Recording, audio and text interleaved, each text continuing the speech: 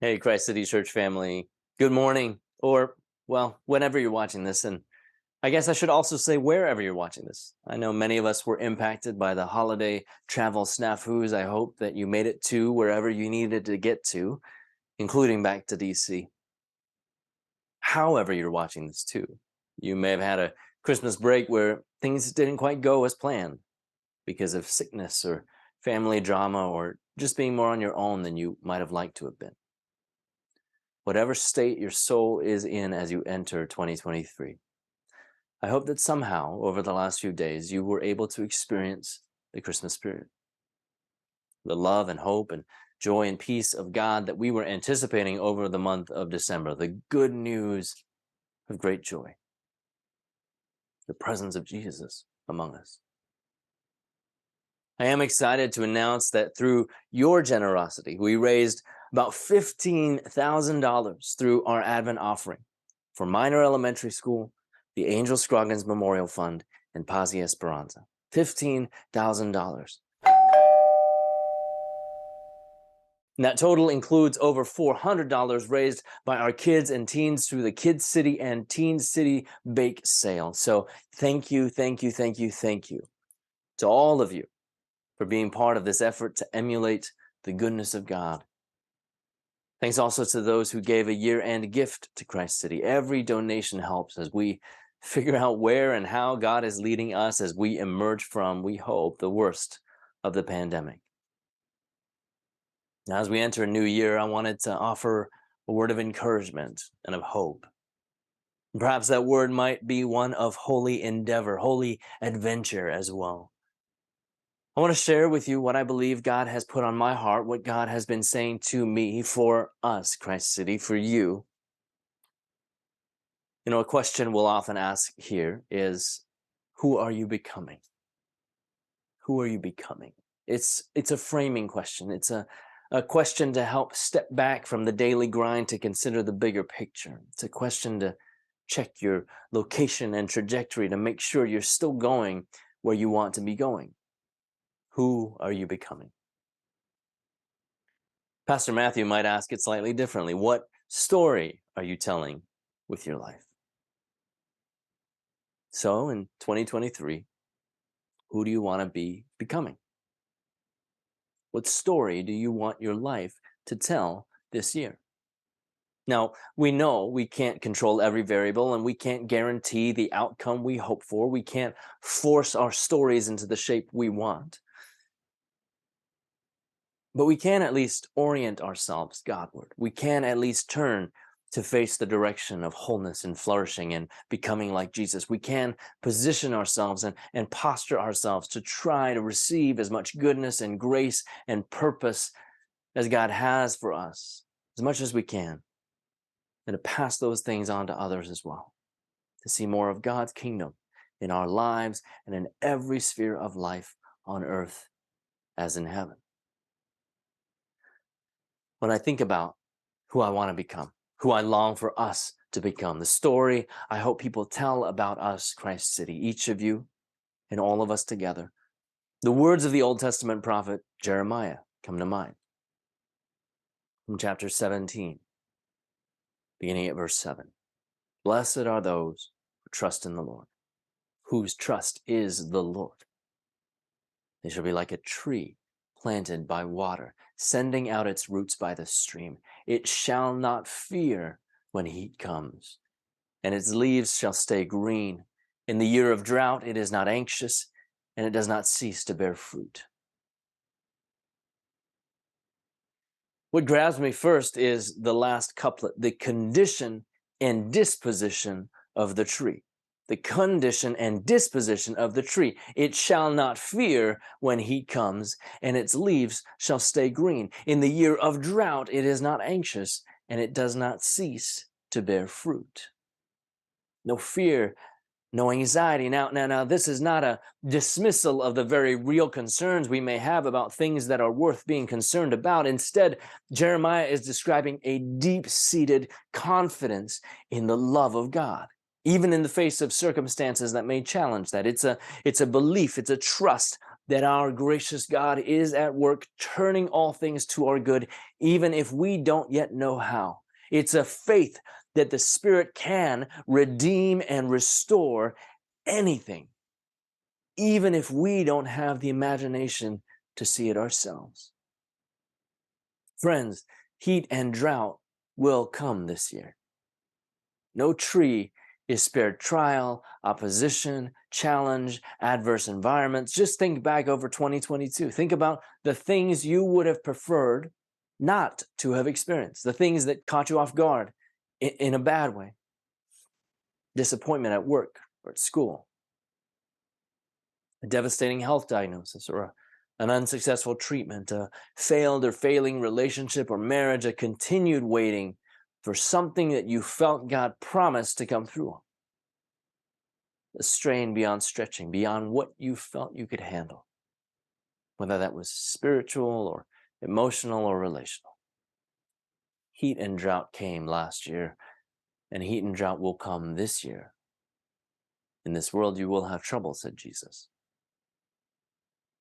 Living well, truly living to the full, as Jesus would describe it, has been a challenge for every people, in every place, and in every day and every age, and it is no different for us. If it were not, more people would be doing it, living well, showcasing love and care and compassion. More unjust systems and structures would be broken. There would be less injustice and inequity. There would be less generational cycles of brokenness and trauma. Sometimes it seems as though the default environment we inhabit is heat and drought. And yet what is promised here is flourishing. Not just making it through, not just keeping your head above water, not just scraping by, not just surviving. Green leaves in the heat, bearing fruit in a drought, thriving against the odds, flourishing when flourishing doesn't seem likely or even possible. It's a promise. But let me clarify, the promise is not a conditional promise. It's a promise that is a description of reality. Blessed are those who trust in the Lord. Just like those who get in the water are wet. Just like those who stand close to the sun are hot. Those who trust in the Lord are blessed. It is a description of reality. Just as Jesus would say in the Sermon on the Mount, blessed are the poor in spirit, for theirs is the kingdom of heaven. They are already blessed because of the nearness of God to those who are humble, to those who are lowly, to those in need, to those who are vulnerable. And those who trust in God are already close to God. They are blessed. They can stand the heat. They can flourish in drought. Blessed are those who trust in the Lord, whose trust is the Lord. They shall be like a tree planted by water. You know, that word plant can also be translated as transplant. In other words, it is not just the trees who were planted by the water as seeds, the ones who've always been there, the ones who by luck of the draw ended up in good soil. Those who trust in the Lord are like those transplanted by the water. In other words, it is never too late to be repotted and relocated and replanted. It is never too late to trust in the Lord, to put your trust in the Lord with your life, with your soul, with our world. You know, sometimes we'll kick off the year by talking about the SPIRES Plan, a tool that was adapted from an ancient practice known as the rule of life to help us reflect on and plan for growth in the different parts of our lives: spiritual, physical, intellectual, relational, emotional, and serving. The idea is that we might intentionally put some practices and rhythms in place so that we develop habits that steer us toward holiness and health, wholeness and flourishing, toward trusting in the Lord. You can go check out the SPIRES Plan using the link on the screen or in the description. I think it will be worth your time. You know, as I've reflected on a life that is planted by the water, a life that is rooted in God, the word for me is prayer. when I think about who I want to become this year, I hope to react out of my past traumas and unhealthy habits less, and to respond out of centeredness, out of rootedness more. It's far too easy for me to just turn to doing, to strategizing, to relying on my own strength. God has been reminding me that to trust in God is to act as if God is there, to rely on God, to lean on God, to dwell in God, to rest in God, to ask God, to listen to God, to be with God. There's a description that I love of Jesus' apostles, Peter and John, in the book of Acts. Even those who were out to get them could see they had been with the Lord. I want that to be the story my life tells, that by my words and by my actions, by the way I live my life and what I direct my energy and my finances and my resources to, what I seek to build up and what I seek to tear down, that others will know I have been with the Lord, that others will experience the flourishing of God's kingdom. Next Sunday, we'll be jumping back into the Gospel of Mark, a third and final entry into the life of Jesus. This will take us through the last few chapters of the Gospel up through Easter, and as coincidence or providence would have it, our theme for this part of Mark is how to really live. And as usual, we've prepared a reading guide to help us walk more intentionally through the life and words of Jesus, to reflect, to ponder, to stop long enough to sense the leading of the Spirit so we might follow the path toward flourishing and find flourishing on the way. And you can download the reading guide at the link on the screen or in the description below. The 5th century monk, St. Benedict, said, "Always we begin again." Always we begin again. And so, friends, on this first day of 2023, let me ask you, what will you do to draw near to the water? How will you plant yourself close to the source of life? How will you send out your roots toward the God of the living? What will you do this year to seek goodness and grace so that you might show goodness and grace in the face of everything that comes your way, in spite of everything swirling around? Blessed are those who trust in the Lord, whose trust is the Lord. They shall be planted like a tree planted by water, sending out its roots by the stream.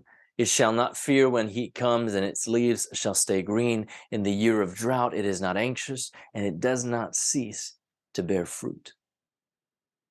Church, here is a blessing for 2023. May we find our way to the water this year. May we plant ourselves in God this year. May we trust in the Lord and know the blessing of God's presence. May we know no fear when heat comes and no anxiety when drought comes, for we know life comes from God, comes to those who are in God. We pray this for the sake of our souls, for the sake of our world, and for the sake of God's good and gracious kingdom. Amen. Happy New Year, church. We'll see you next week.